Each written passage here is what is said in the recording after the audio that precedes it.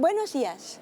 A 5 años de la desaparición de los 43 estudiantes de Ayotzinapa, representantes de la sociedad civil mexicana se encuentran en Bruselas para recordarle a la Unión Europea que siguen buscando y esperando justicia para los 43 y para otros 40,000 más desaparecidos. Tenemos con nosotros a Yolanda Morán, directora del colectivo Búscame e integrante del movimiento por nuestros desaparecidos en México. Tenemos a Marisela Vázquez, abogada del Centro de Derechos Humanos Paso del Norte en Ciudad Juárez. Tenemos a Olga Guzmán, de la Comisión Mexicana para la Defensa y la Promoción de los Derechos Humanos. Y tenemos a la eurodiputada Ana Cavazzini del Grupo de los Verdes ALE en el Parlamento Europeo. Bienvenidas. Gracias. Comenzamos con Yolanda. Yolanda, el 26 de septiembre se cumplen 5 años de la desaparición de los 43 estudiantes de Ayotzinapa. Usted, como directora del colectivo Búscame, ¿podría decirnos sucintamente por dónde vamos en las investigaciones? Bueno, la nueva creación de una comisión de la verdad es esperanzador para las familias de los estudiantes. Creemos que ahora habrá más oportunidad de encontrar a los muchachos, saber la verdad. Sin embargo, ha habido por ahí alguna libertad de presos que ya estaban en proceso de investigación. Son 24 más uno de los líderes de ese evento, el que está ocasionando ahorita confusión en las familias porque les han dejado en libertad. Pero bueno, esperamos que ahora sí haya resultados efectivos para poder dar con los muchachos. Yolanda, usted misma es madre de Dan Fernández, desaparecido en 2008, y directora del colectivo Búscame e integrante del movimiento por nuestros desaparecidos en México.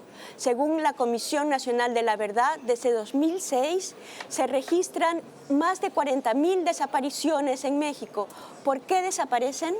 ¿Por qué no los encuentran? ¿Por qué son los mismos familiares los que tienen que buscarlos? Efectivamente, son más de 40,000 al año pasado. Es una estadística que no se ha actualizado. Continúan las desapariciones. ¿Por qué desaparecen? Bueno, el crimen organizado está en confabulación con las autoridades que no investigan una desaparición. Estamos tratando las familias de localizarlos. En el caso de mi hijo, son 10 años, 9 meses buscándolo y buscando a más de 40,000 desaparecidos. Tenemos que ser las familias porque precisamente por la colusión, la corrupción que existe entre autoridades y crimen organizado, pues no trabajan, no hacen labor de campo, no hay una investigación. Las familias necesitamos encontrarlos, somos quienes estamos haciendo la investigación, nos hemos convertido en periciales, forenses, abogadas, defensoras de derechos humanos por la necesidad de encontrar a nuestros seres queridos.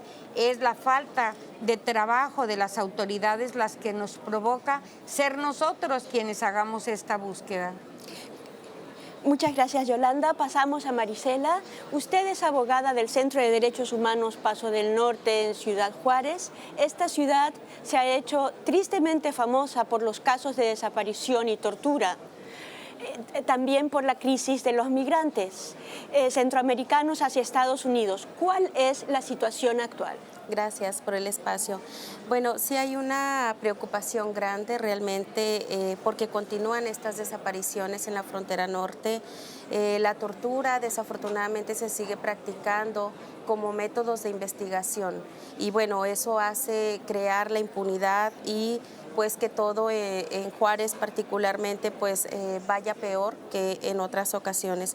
Y por otro lado también no existe una armonización en el estado de Chihuahua con la Ley General de Desaparición Forzada ni tampoco con la Ley General de Tortura. Entonces estamos realmente pues bastante atrás, particularmente en el estado de Chihuahua. Tampoco existe una correcta implementación de lo que es el protocolo de Estambul. Y en Chihuahua, por ejemplo, constantemente estamos lidiando con los jueces para que estos protocolos independientes, sobre todo, sean aceptados. También desde las competencias de las fiscalías es bastante alarmante porque justamente nuestras investigaciones nos piden que se investiguen precisamente por los mismos perpetradores. Entonces eso crea impunidad y es bastante alarmante, preocupación sobre todo pues porque estamos dentro de las fiscalías de los principales o las personas que cometieron los crímenes de desaparición forzada y tortura y son ellos quienes nos investigan. El presidente ha pedido disculpas ayer por un famoso caso de tortura. Por otro lado, la comunidad internacional también los ha apoyado y existe mayor conciencia de la tortura en México. Específicamente, ¿la Unión Europea los ha apoyado? Sí, bueno, se han tenido ya diálogos de alto nivel entre la Unión Europea y México. Entre los acuerdos a los que se han llegado, por ejemplo, ha sido el apoyo en una base de datos de personas desaparecidas y también el apoyo en la implementación del protocolo de Estambul. Esto todavía está en palabras, no se tiene materializado en la práctica, a pesar de que fue un acuerdo desde el 2015, ¿no? Entonces, sí se ha apoyado de alguna manera, pero necesitamos más que todo esto se lleve a la práctica y sobre todo tener resultados. Por otro lado, también el apoyo se recibe en el marco de las directrices a través de las cartas, a través de los pronunciamientos que va realizando y que para nosotros son bienvenidos, para las defensoras, para las familias, eso apoya bastante, pero lo que necesitamos es que esto sea como una medida preventiva y no hasta cuando ya la muerte de un defensor o de un familiar ocurre, porque desafortunadamente es cuando vemos que hay pronunciamientos y justamente es lo que no queremos. Queremos que la Unión Europea se anuncie como un mecanismo de prevención, no tanto como ya de resultado. Entonces, pero sí lo hemos tenido en estos acuerdos que esperamos que se materialicen y que pues se lleven a cabo. Ahora vamos a lo que esperamos de la Unión Europea, de las instituciones europeas en general. Olga Guzmán, en esta dramática situación, los mexicanos votaron hace menos de un año por Andrés Manuel López Obrador. Una de sus promesas fue poner los derechos humanos alto en su agenda. Quizás es muy pronto para sacar un balance, pero ¿se detectan cambios o quizás mejoras? Muchas gracias por el espacio. Sin duda, el cambio de administración generó un ambiente de mucha esperanza para mexicanos, mexicanas, pero también para las organizaciones de la sociedad civil. Generó esta esperanza de poder generar una agenda conjunta y poder verdaderamente contribuir en esta agenda en donde se priorice justamente el respeto, la garantía de los derechos humanos como una política pública nacional. No obstante, y bueno, comenzaría diciendo que ha habido reconocimientos, ¿no? Creo que desde ya es muy importante que se reconozca la crítica situación de derechos humanos y sobre todo el incremento en violaciones a derechos humanos como desapariciones forzadas, torturas, ejecuciones arbitrarias desde el 2006. Hay un reconocimiento ya de este incremento de la violencia y de las violaciones a derechos humanos. No obstante, hay cuestiones que nos preocupan mucho. De entrada, comenzaría diciendo los cambios en marcos normativos importantes. Hubo una reciente reforma constitucional para crear una institución, nuestra institución ahora nacional de seguridad pública, que es la Guardia Nacional. Nuestra principal preocupación es que se crea con un paradigma, ¿no? Y con una composición castrense, es decir, está compuesta por policías, militares y navales y también policía federal, pero todavía bajo una lógica definitivamente militar. Y eso preocupa porque, por un lado, aunque hay un reconocimiento en el incremento de las violaciones graves a derechos humanos, pues también se está perpetuando esta estrategia de seguridad que ha fallado y que ha justamente generado estos altos índices de violencia y de impunidad. Por otro lado, nos preocupan designaciones muy importantes que ha habido en el país en estos 9 meses, porque si bien es cierto, como mencionas, ha sido muy rápido, ¿no? En estos 9 se designó a una ministra de la Suprema Corte de Justicia de la Nación bajo un proceso poco transparente y sin participación de la sociedad civil. Y por otro lado, se designó al titular de la Fiscalía General de la República, que nace justamente en esta administración, y nos preocupa mucho porque justamente si decimos que el principal problema en México es la impunidad, pues la Fiscalía General General de la República es la institución clave. Y la persona que se designa, otra vez se designa en un proceso igual oculto, poco transparente y sin inclusión de la participación de la sociedad civil. Y entonces esos son, digamos, cambios relevantes, ¿no? Y que no son solo de una administración, sino que pueden trascender sexenios. Específicamente para el caso Ayotzinapa, el presidente instauró en enero de este año una comisión presidencial para la verdad y la justicia. Ha recibido a los padres recientemente, esta semana o la semana pasada, y ha anunciado una apertura a la asistencia internacional para la investigación. Sin embargo, uno de los principales sospechosos, como mencionaba Yolanda, de los sospechosos detenidos ha sido liberado y otros en situación parecida podrían estar a punto de ser liberados. ¿Cómo debemos entender esto? Pues justamente como lo mencionaba hace un momento, el principal problema es la impunidad y es porque la Fiscalía General de la República, la anterior PGR, no realmente investigaba y perseguía los delitos.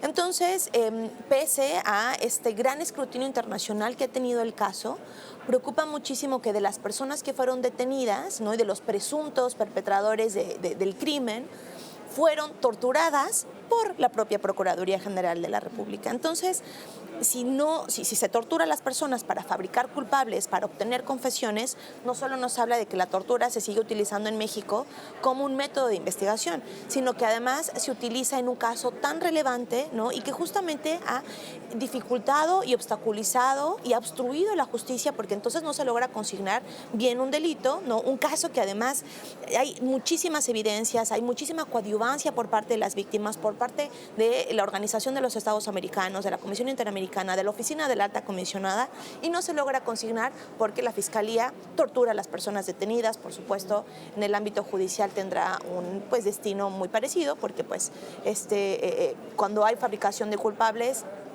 es muy difícil poder llegar y esclarecer los hechos de un caso tan paradigmático en México. En esta situación, eurodiputada Ana Cavazzini, cuando empezaba a negociarse la modernización del acuerdo UE-México hace un poco más de 5 años, la dimensión del caso Ayotzinapa obligó a las instituciones europeas a reconocer la dramática situación de los derechos humanos en México.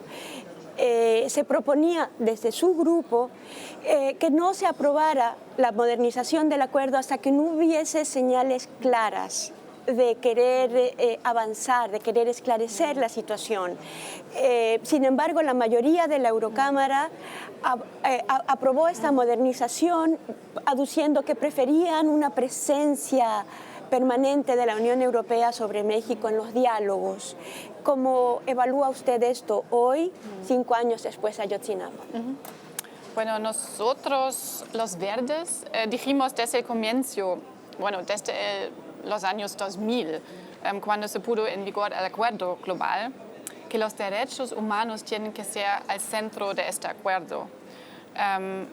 Pero no solo como elementos decorativos, pero realmente como principio de base.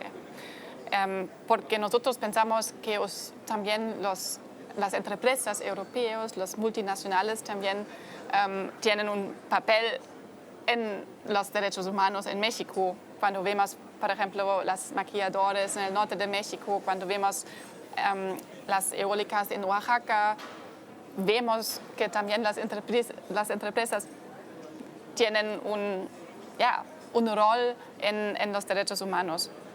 Lo que hace falta, en mi opinión, es un acuerdo que arregla que las multinacionales y las empresas también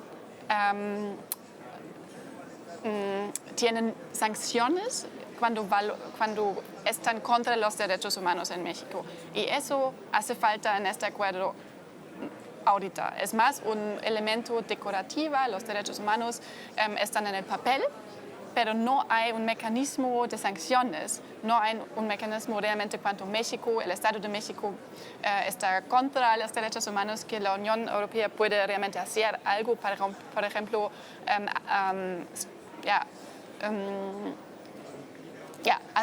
tener sanciones. A ver, después de haber escuchado estos testimonios, ¿cómo evalúa usted la función que ha tenido la Unión Europea en México? Faltan sanciones, no obstante, sí que ha habido apoyo. ¿Cómo lo evalúa usted y quizás qué perspectiva tiene? Sé que nos tiene que abandonar en un par de minutos. Sí. Yo pienso que en general la Unión Europea puede hacer algo y ya está haciendo algo. Por ejemplo, hay un diálogo de derechos humanos que no tiene nada que ver con el acuerdo global, pero ya está, la Unión Europea tiene diálogos de derechos humanos con muchos países y creo que el apoyo técnico que da y también la presión está bien, pero de mi opinión puede ser más. Yo pienso que necesita más presión o más agitación de la Unión Europea vis-à-vis los derechos humanos en México. Todavía vemos que, por ejemplo, armas de Alemania estaban utilizadas en el caso de los 43 estudiantes. Y todavía vemos que también empresas europeas están activos en violaciones de derechos humanos. Y yo pienso que en este caso la Unión Europea tiene que tener un mecanismo de derechos humanos económicos que todavía no tiene. Muchas gracias, Sí. diputada Cavazzini. Usted nos da el pie para la siguiente ronda, la última ronda. Sucintamente, ¿qué le pedimos a la Unión Europea? Comenzamos a mi derecha. Marisela. Sí, peticiones concretas, que tengamos visitas en sitio, en campo, a estas delegaciones y estas comisiones parlamentarias, particularmente pues en el norte de México. También que haya un monitoreo de estas implementaciones de las leyes generales que se encuentran en México, así como también el monitoreo a la implementación. Este monitoreo pues obviamente por la Unión Europea a la implementación del protocolo de Estambul. Entonces eso particularmente es lo que solicitaríamos. Muchas gracias. Olga. Pues que sigan denunciando la desmilitarización de la seguridad pública. Lo hicieron en su momento cuando se quiso aprobar una ley de seguridad interior. Hubo parlamentarios quienes fueron muy contundentes y enviaron preguntas y cartas también a la Secretaría de Relaciones Exteriores y a sus contrapartes en el Senado y en la Cámara de Diputados. Creo que es muy importante que puedan seguir observando eso de cerca y por supuesto que se sigan pronunciando y exigiendo y urgiendo a las autoridades la investigación pronta y expedita de los asesinatos y agresiones también y actos de criminalización en contra de personas defensoras y periodistas en México. Tan solo en esta administración han sido asesinadas 24 personas defensoras de derechos humanos y 14 periodistas, lo cual va en aumento conforme a las al año pasado al menos, ¿no? Olga, creo que se nos ha quedado en el tintero qué pedirían ustedes en la situación migratoria en la frontera norte de México y en la frontera sur. Igualmente una observación muy directa y particularmente creo que ahí también tienen historias muy compartidas, ¿no? En términos de la política migratoria también de la Unión Europea. Y algo muy importante es que ningún país tiene que detener a personas migrantes. Es decir, no se les puede tratar como personas quienes están compurgando una pena y es lo que pasa no solo en México, sino en muchos países también europeos. Entonces las personas no pueden ser detenidas porque estamos hablando de detenciones administrativas y no tendría por qué pasar eso conforme a los tratados internacionales de los cuales muchos estados partes de la Unión Europea y México somos parte. Muchas gracias. Yolanda, ¿usted qué le pediría a las instituciones europeas, al Parlamento Europeo, a la Comisión Europea, a las relaciones exteriores de la Unión Europea con México? Nosotros estamos en nuestro país promoviendo un mecanismo extraordinario de identificación forense porque tenemos más de 37.440 cadáveres sin nombre por identificar. Estamos trabajando con el gobierno para una ley sobre este mecanismo y pedimos el apoyo de la Unión Europea porque creemos que con el apoyo de los países que lo integran es posible llegar más rápido a la identificación.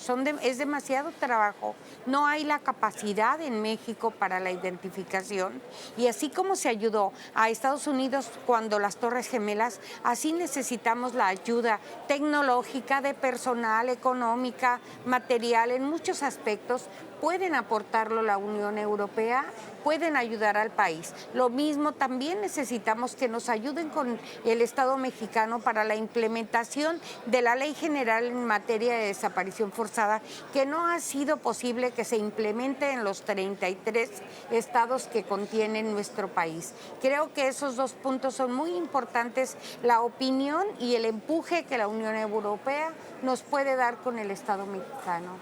Con esto cerramos nuestro debate y nuestro encuentro con la sociedad civil mexicana. Muchas gracias por su presencia aquí en el Parlamento Europeo en Bruselas. Hasta pronto. Gracias. Gracias. Gracias.